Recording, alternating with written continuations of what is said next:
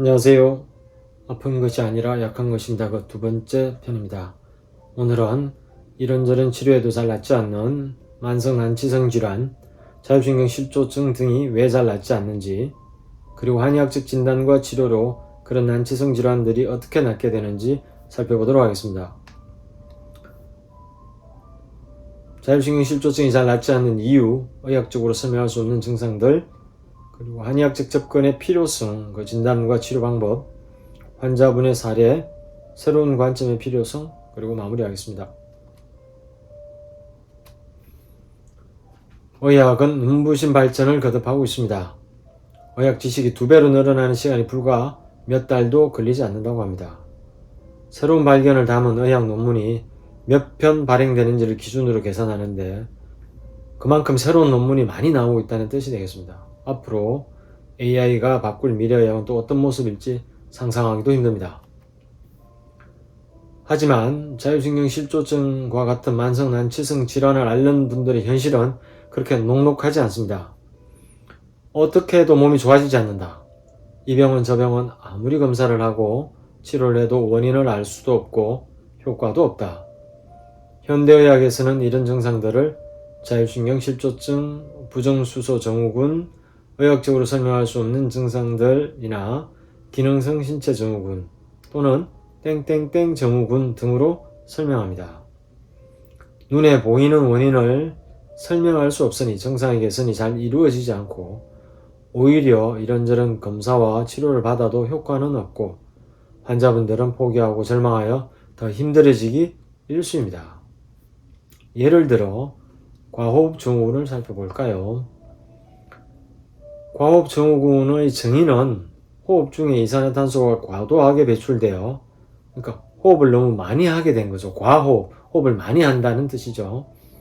혈중 이산화탄소 농도가 정상 범위 미만으로 떨어진 걸 얘기합니다. 흔히 공황장애라고도 하죠. 호흡이 빠르고 얕고 가슴이 아프고 어지럽고 심하면 실신도 오고 죽을 것 같은 느낌, 그리고 그걸 또 올까 두려워하게 되는 불안장애의 일종입니다.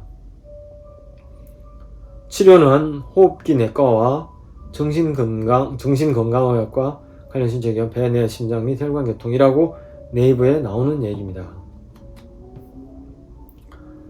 호흡 양상장애의 다분화 통합치료 전략이라는 책에 나오는 위, 가슴 호흡을 하는 사람의 증상들입니다. 여러가지 증상들이 나오죠. 지난번에도 한번 본 적이 있는데요. 불안, 공황발작, 뇌에 산소 공급이 부족해서 어지럽거나 실신할 것 같은 느낌, 두통, 정신이 몽롱하고 목은 항상 뭉쳐있고 아프고 통증, 빛, 소리에 더 민감해지고 어깨도 뭉치고 아프고 가슴이 두근두근하고 가슴이 쪼이고 아프고 알레르기가 심해지고 배에 가스가 차고 소화도 잘 안되고 피로가 극심해지며 손발은 차고 따끔거리기도 하고 다리도 아프고 모든 근육이 정상인 경우보다 더 긴장되고 단단해지는, 그리고 이 모든 증상들은 배란기 이후 황체 호르몬기의 증상들이 악화되는 이러한 경향을 보입니다. 그런데 재미있는 것이 그 진료를 담당하는 진료과에 정신건강의학과가 있다는 것입니다. 과호흡증후군, 호흡에 관한 것이니 호흡기 내과가 있는 건 당연해 보이는데 정신과? 좀 이상하지 않나요? 정신과 진료의 의미가 뭐냐면 과호흡증후군이 정신에 관련된 부분이 있거나 아니면 다른 과에서는 치료가 잘 안되니 정신과에 가보시오 라는 의미가 되겠죠. 이와 같이 현대의학은 여러가지 복합증상에 대한 진단에 어려움을 나타냅니다. 현대의학적인 진단법으로는 몸 여기저기 신체 전반에 걸친 여러 증상들의 원인을 특정하기가 어렵습니다. 무슨 증후군이다 할 때 그 증후군의 속 진짜의 의미는 곧 원인을 알 수 없는 증상의 복합자라는 거죠. 치료는 대증 치료만이 유일한 해결책이다 하는 말과 똑같은 말입니다. 그래서 정신과로 보내는 것이겠습니다. 환자분들의 혼란과 절망이 여기에서 시작되는데요. 검사를 아무리 해더라도 특별한 이상은 없고 여러 증상들을 호소하시는 당신은 마음의 병이 있으니 정신과에 가서 항불안, 장우울제, 수면제 등을 드시고 한 달 후에 다시 내원하세요. 이런 얘기를 들으면 환자분들은 내가 왜? 하게 생각을 하게 되고요. 인터넷 폭풍 검색하게 되죠. 무엇이 좋다 유튜브 밤새 보게 되고, 유튜브를 보니 장내 환경을 개선하라는 둥, 영양제를 섭취하라는 둥, 맨발 걷기가 좋다는 둥, 어디가 좋다, 누가 잘한다, 등등 많은 정보들이 쏟아져 나오죠. 그런데 말이죠, 막상 찾아가서 이런 치료 저런 노력들을 다 해도 몸이 쉽게 좋아지지 않고 그런 분들이 정말 많습니다. 그러면서 점점 길을 잃어버리게 되는 거죠. 장내 환경을 개선하고 맨발 걷기를 하는 것이 나쁘다는 게 결코 아니고요. 장내 환경 개선하는 데 도움 되고요. 반드시 필요합니다. 맨발 걷기 좋은 치료법이고요. 그렇다고 해서 이게 병이 나으면 되는데 그걸 아무리 해도 병이 안 좋아지는 경우들도 많다는 거죠. 참으로 안타깝습니다. 어떻게 그런 분들을 쉽고 빠르게 치료해 드릴까, 치료자로서 화두와 같습니다. 의학적으로 설명할 수 없는 증상, Medically Unexplained Syndrome이라고 합니다. 서양 사람들도 의학적 검사상 나오지 않는 여러 증상들로 힘들어하시는 분들이 계시니 그걸 MUS라는 개념으로 묶어 놓은 거죠. 의학적으로 설명할 수 없는 신체적, 피지컬이 그러니까 생략된 증상들, 일명 일본에서는 부정수소 증후군, Unidentified Clinical Syndrome이라고도 합니다. 원인 불명의 증상들을 호소하는데 불명확한 임상 증상들의 집합 정도로 완곡하게 표현하는 듯한 인상을 느낄 수 있습니다. MUS의 빈도는 1차 의료, 그러니까 병의원급이죠. 1차 의료에서 약 15%에서 30% 내외 환자분들이 여기에 해당한다고 보고됩니다. 굉장히 많은 분들이 차지한다고 보이죠. 의학계 내에서 복잡한 수수께끼로 존재하는 이와 같은 무슨 증후군은 널리 알려져 있지만 이러한 질환의 원인에 대해서는 거의 알려져 있지 않습니다. 지속적이고 광범위한 신체적 호소를 하는 환자의 대다수는 뚜렷한 원인이 없으며 원인을 모르는 거지 원인을 없다고 얘기하는 건 맞지 않다는 게 제 생각입니다.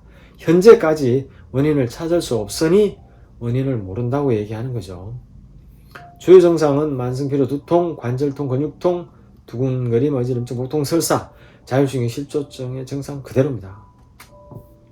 증상의 빈도는 관절통 37%, 등의 통증, 어깨 통증을 포함하겠죠. 32%, 피로감 25%, 두통 25%, 복통 24%, 어지럼증 23%, 자율신경 실조증 증상들의 주요 증상들입니다. 이런 증상 가운데 기질적 질환을 가지고 있는 경우도 있으므로 충분한 검사가 반드시 필요합니다. 하지만 아무리 검사를 하더라도 이상이 발견되지 않는 경우를 MUS라고 부르며 그래서 진료가 어려운 것이죠. 또 Functional Somatic Syndrome이라고 해서 기능성 신체 증후군이라는 말도 있습니다. 기존의 적절한 진료와 검사를 하더라도 기질적 질환의 존재를 명확하게 설명할 수 없는 병태를 말합니다. 만성피로증후군, 스미근통증후군, 만성전신통증, 특관절장애, 과민성장증후군, 만성적인 요통, 긴장성 두통, 비정형성 안면통증, 비심장성 흉통, 불면증, 두근거림, 소화불량, 어지럼증 등과 같은 증상을 포함하며 기능성 신체 증후군은 다양한 신체적 증상 등을 포함합니다. 명확한 기질적 원인을 찾기 어려운 것이 특징이고요.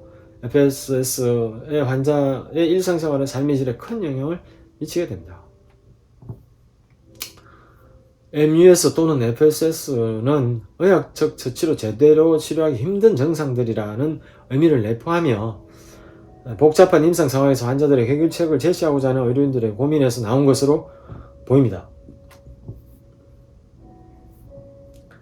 현대의학에서는 이와 같은 복잡한 증상들의 집합체를 제대로 치료하기 힘들며 원인 또한 찾기가 힘듭니다. 이로써 환자분들의 고통은 점점 배가 되며 삶의 질이 떨어집니다. 따라서 새로운 접근법, 새로운 시관이 시각이 필요하다 하겠습니다. 기질적이란 말은요, 실제로 뭐 위에 궤양이 있다, 위에 혹이 있다, 뭐 목에 염증이 있다, 이런 것들이 기질적 질환, 실질적인 병변이 나타나 있다라는 얘기고요. 기능적 질환은 그렇지 않고 그런 실질적인 이상이 없으나 불편한 증상을 가질 때 기능적이다 이렇게 얘기합니다. 기능성 질환의 의미는 실제적인 검사에서 기질적 문제는 없지만 명백한 실체적 증상이 있는 상태, 단순히 정신적인 문제로 치부할 수 없는 실체적 증상들이 반드시 존재하며, 하지만 현재 상태 원인을 특정 지을 수는 없지만 스트레스나 성격 때문에 생긴 병은 아니라는 거, 이게 기능성 질환이라는 거죠. 이게 중요합니다. 스트레스나 성격 때문에 온 게 마음의 병에서 온 병이 아니라는 얘기. 현재 상태의 원인을 알 수는 없으나 분명히 실체적인 증상들이 존재하는 경우를 기능성 질환이라고 하는 겁니다. MUS 연구는 다각적으로 이루어져야 된다고 생각합니다.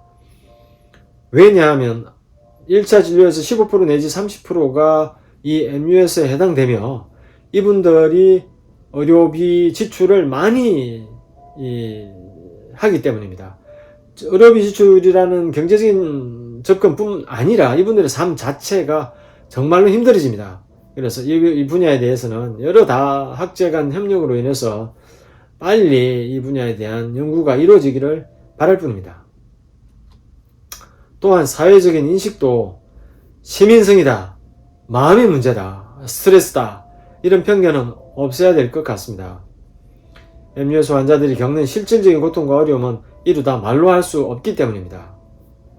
그들을 위한 의료 서비스와 지원 시스템은 반드시 개선되어야 하리라 생각됩니다. 가족분들한테 마음 상하기가 훨씬 쉬운데요. 그러니까 가족분들 입장에서는 특별한 이상은 없다 그러는데 환자분들이 계속 아프다고 하니까 당신 운동 부족이야, 뭐 운동을 더 해봐, 마음이야, 뭐 마음을 가볍게 해봐, 이런 것들로 환자분들을 오히려 좌절하게 만드는 경우들이 많습니다. 반드시 정서적인 지시가 필요하며 일상생활 또한 여러 도움이 필요하리라 생각됩니다. 직장에서도 마찬가지겠죠. 좀 그러니까 이해가 필요하다는 거죠. 유연한 근무 환경을 제공해야 되며 이해와 지원, 지지가, 따뜻한 지지가 반드시 필요하리라고 생각됩니다. MUS를 하나의 질환 개념으로 인식해야 하는 이유가 각 질환의 진단 기준이 비슷하고 공통된 증상이 많습니다. 또한 MUS가 있는 질환은 다른 질환에 대한 기준을 충족시키며, 그래서 MUS에서는 질환 사이에 합병이 인정됩니다. 예를 들어 만성피로증후군의 60%는 과민성 장증후군을 동반하며 섬유근통 증후군의 75%는 특관절정을 동반하기 때문입니다. 또한 MUS를 질환 개념으로 하나의 질환 개념을 인식해야 되는 이유가 여러 우울이나 불안 등의 정신증상을 높은 비율로 동반하며 환자분들은 여성분들이 남성분들보다는 조금 더 많으며, 그리고 환자와 의사 관계를 맺기가 굉장히 어렵습니다. 그리고 다른 질환이더라도 같은 치료에 반응하기 때문에 여러 다른 정상 질환이지만 MUS라는 틀로 묶어서 생각해야 될 필요가 있다, 이런 것입니다. 그럼 병을 어떻게 정의하는 게 좋을까요? 기존 정의의 한계는 확실한 신체적 이상 소견이 없고 진단 검사에도 다른 이상이 없는 일련의 증상들을 기존의 병, 곧 병의 정의를 병리학적 형태 이상에만 논해온 것에 문제가 있다는 것이죠. 통증, 나른함, 피곤함, 어지러움, 이런 실체가 없더라도 신경내분비 면역계 이상이 관여하고 있는 것으로 최근 연구에는 밝혀지고 있기 때문에 정상은 그 실체가 있다는 것이죠. 그리고 기술이 더 발전하면 신경계는 신경펩티드와 뇌내 활동을 지표로 삼아서 진단할 수도 있고요. 내분비계 증상들은 시상하부, 뇌하수체, 부신피질, 호르몬 등을 지표로 삼아서 진단할 수도 있습니다. 면역계 역시 마찬가지 T, 림프구나, 사이토카인 등을 지표로 삼아서 진단해내는 낼 수 있는 날이 올지도 모르겠습니다. 그래서 언젠가는 그 질환 하나하나가 그 기전들이 명확하게 밝혀지게 되고, 그러면 MUS는 의학적으로 설명할 수 없는 질환이 아니고 그냥 일반 보통의 질환이 되리라고 생각합니다. 결론적으로 병의 원인과 치료 방법이 확실해지기를 기다리고 있는 아직까지 미답의 영역일 뿐이라는 거죠. 시민성 스트레스 이런 얘기들은 좀 안 했으면 좋겠다. 그때까지 되더라도. 아픈 사람의 99%는 목이 뭉쳐있다는 책을 제가 출간 의뢰할 때 스트레스가 아니고 목이 문제다 이런 제목으로 출판사에 보낸 기억이 납니다. 자율신경 실조증과 같은 잘 낫지 않는 병의 원인을 모두 스트레스 탓, 마음 탓으로 몰고 가는 것이 안타까웠기 때문입니다.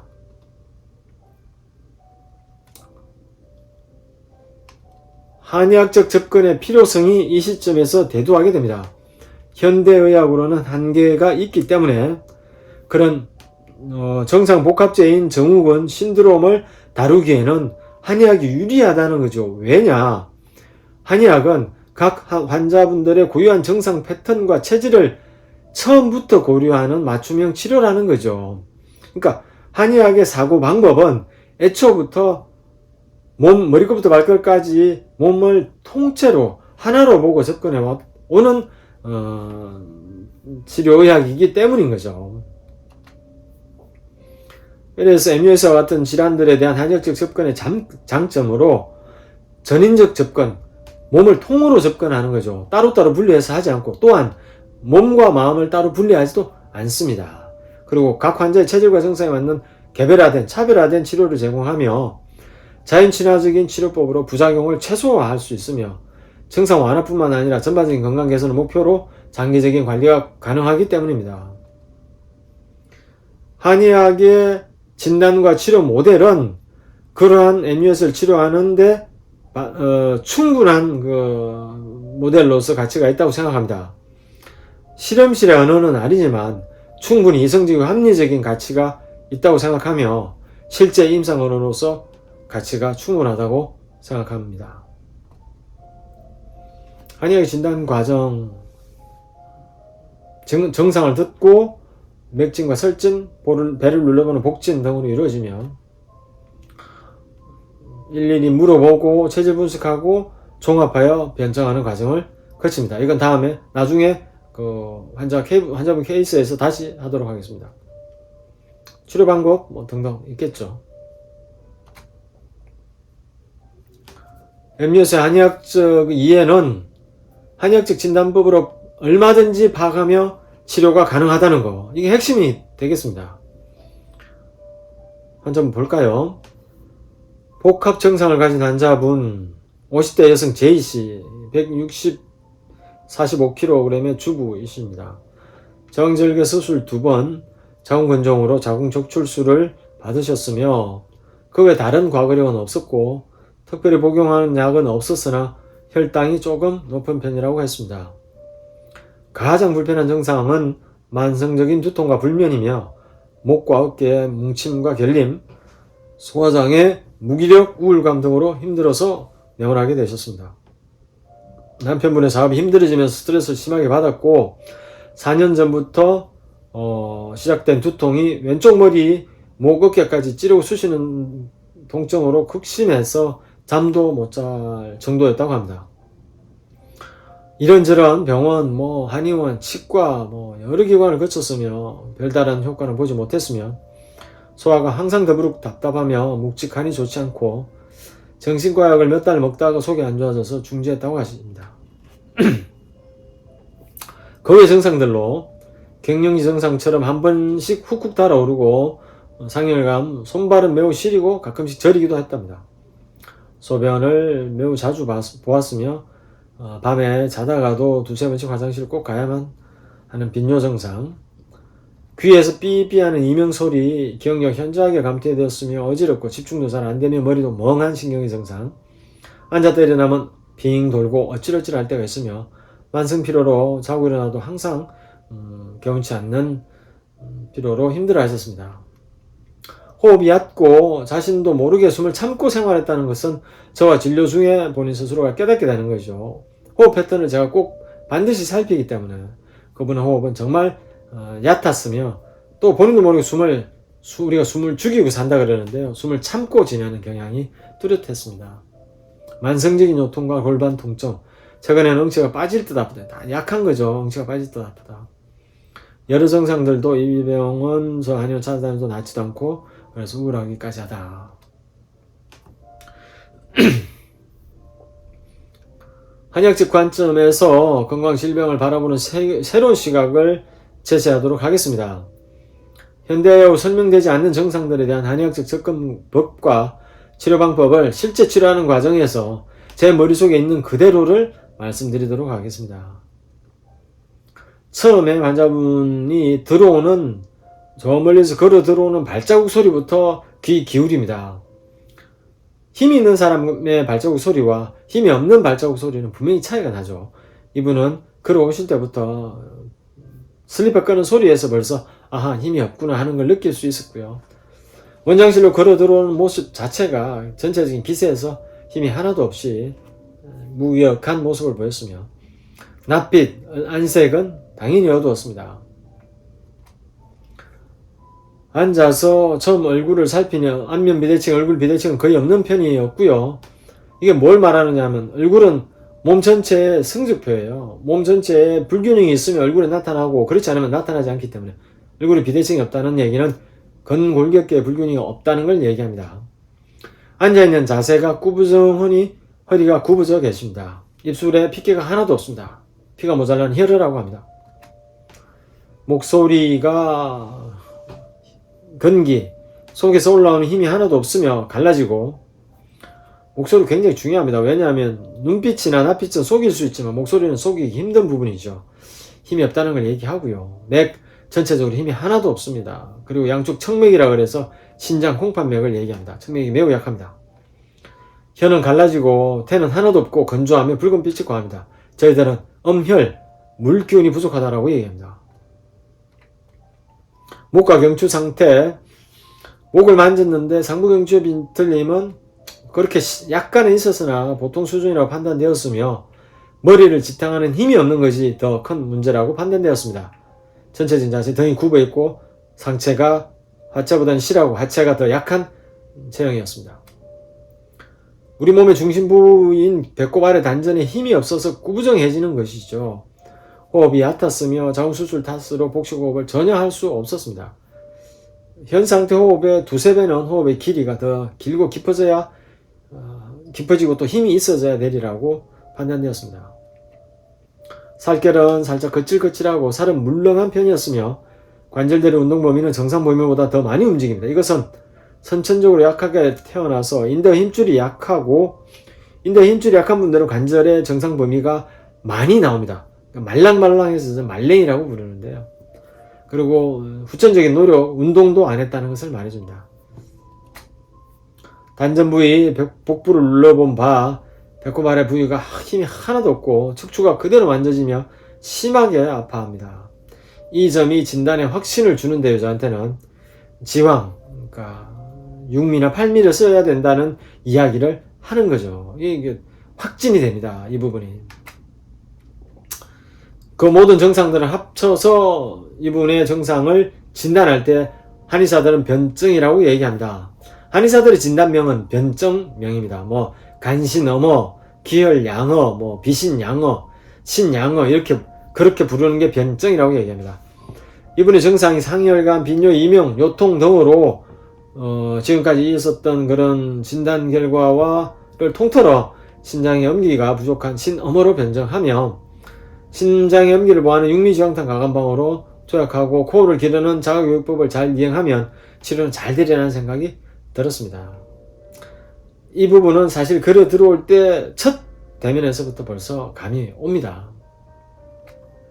침은 삼침으로 신장기능을 도우는 삼침법 기본적으로 놓고요. 심신 안정을 위해 인당, 백회, 후계 등 혈자리에 침을 더 놓습니다. 복식호흡하는 요령을 알려드리고 등편의 체조들을 알려드리며 편백나무 밟기, 내발 기기, 이런 것들이 코어를 기르는 운동들이며 팔을 흔드는 솔수공 등을 알려드리고 걸어야 코어가 길러집니다. 코어를 기르는 제일 좋은 방법은 호흡과 걷기 두 가지입니다. 치료의 기본이라는 사실을 누차 설명해 드리며 치료를 마칩니다. 신을 보호하는 사암침, 기운을 올려드리는 약침, 몸의 긴장을 풀고 기운을 풀어주는 수기치료를 주 1, 2회 3개월 정도 하며 한약치료를 겸해서 하시면 충분히 치료되리라고 보입니다. 이분 케이스의 결론은 아픈 것이 아니고 약해진 것입니다. 선천적으로 약하게 태어나셨고 또한 특별한 운동도 하지 않으셨으며 갱년기 시점에 외부 스트레스 상황이 맞물렸고 거기에 몸이 약하니 과하게 반응하여 적응력이 떨어지게 되었으며 병과 싸우는 힘이 약해졌다는 상황에서 그런 증상들과 싸울 수 있는 힘이 부족했던 거죠. 그래서 그런 증상들이 발현된 것입니다. 그것을 우리는 기운이 없다, 생명의 면역력, 생기 원기가 약하다, 말 그대로 약해졌다고 판단하는 것이며 그것을 줄여서 코어가 약해졌다고 말씀드리는 것 뿐입니다. 여러 증상들을 손에 직접 써서 오십니다. 그동안 무슨 치료를 했으며 어떤 경과를 밟고 있는지 짧게 정리해 오시는데도 A4 용지로 몇 페이지씩 가지고 오시는 분들이 많습니다. 그분들의 사연을 어찌 다 말로 할 수 있겠습니까? 하루 이틀 아픈 것이 아니고 몇 달에서 길게 몇 년, 몇십 년 동안 아파온 그 스스로의 본인의 경험을 느낀 임상 보고서이겠습니다. 여기저기 다녀도 원인도 모르고 뭐뭐에 좋은 일분체조, 뭐뭐에 좋은 것들 당장은 도움이 되겠지만 그것만으로 건강을 회복하기에는 많이 모자랍니다. 두통, 어지럼증, 불면, 소화장애 등으로 고생하시는 만성 난치성 질환으로 고통받는 분들을 위해 새로운 접근법이 필요하다고 생각했습니다. 마음이 문제라고, 마음이 원인이라고 하는 병들은 몸의 문제로 반드시 내려와야 된다고 생각합니다. 병, 치료, 환자와 치료자와의 관계, 진단, 건강에 대한 동아시아 전통의학의 시선을 다시 돌아볼 필요가 있겠습니다. 치료자는 어쨌든 무슨 수를 쓰더라도 환자분들의 고통을 덜어드리려고 최선을 다해야 한다고 생각합니다. 한의원을 내원하는 환자분들의 고통의 그 원인을 확실히 밝히고 치료법에 대한 엄밀함이 필요하겠습니다. 그러기 위해서 노력해야 합니다. 이 부분이 제일로 중요합니다. 현대의학은 이 약해진다는 사실을 처음부터 알 수 없었을 뿐입니다. 그런 개념 자체가 없는 것이죠. 기나 기운, 기세와 등과 같은 개념을 인정하지도 않고요. 심지어 아픈 당사자분들도 본인 스스로가 약해졌다는 사실을 느끼지도 못하고 또 가르쳐 드리더라도 인정하려고도 들지 않습니다. 그런 사실이 너무너무 안타깝습니다. 한의학은 소박하지만 자체 이론과 임상 실제가 분명히 있는 학문이며 그 실제 기술은 임상에서 아주 유용할 때가 많습니다. 그것을 믿고 매 순간 노력할 뿐입니다. 마무리하겠습니다. 난치성 질환 치료의 핵심, MUS나 자율신경 실조증과 같은 질환 치료에서 중요한 것은 그 질환들을 설명 가능한 질환 모델로 그 모델을 만들어내는 것이 중요합니다. 한의학적인 진단 치료 방법이 충분히 그 질환 모델이 될 수 있다고 생각합니다. 현대의학의 방법인 현미경으로 관찰했을 때 잘 모를 때는 한의학의 방법인 망원경으로 보고 몸과 마음을 전체적으로 접근하면 잘 보일 때가 있겠습니다. 감사합니다.